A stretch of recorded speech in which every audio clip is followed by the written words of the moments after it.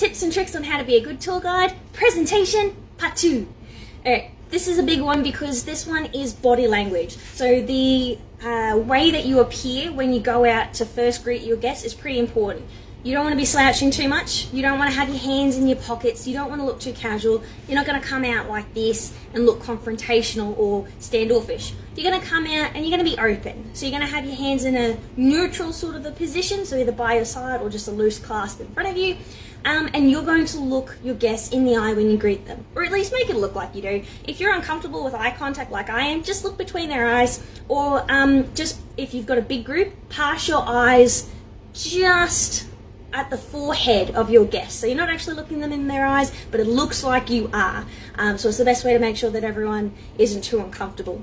So that's just when you're greeting your guests. When you're running the tour, you want to keep your eyes on your guests the whole time. You want to make sure that you, or at least appear to be, keeping eye contact with all of your guests, because you want them to be engaged. And to be engaged, it has to look like you are having a conversation with them. And I'll talk more about that later.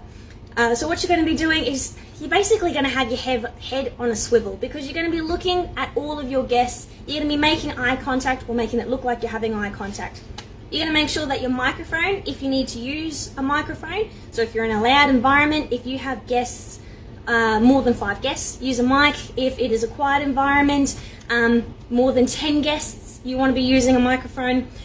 If in this current legislation sticks around and you have a mask on, it suddenly becomes so much harder to hear me.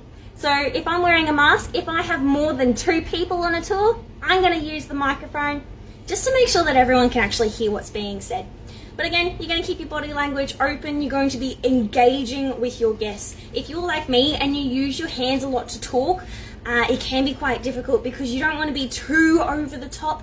So you want to try and keep your hand movements at least somewhat contained. Like, you're still obviously excited. You can still see my hands moving around, but they're not they're not too over the top.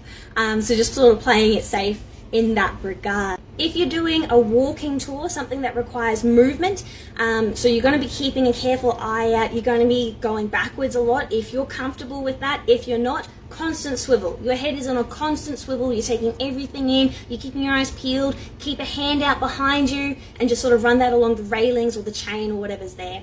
If it is a standing tour, pretend you've got a little box. You have 2 steps either side, front and back, and then that way you can still do movement, but you're not all over the place.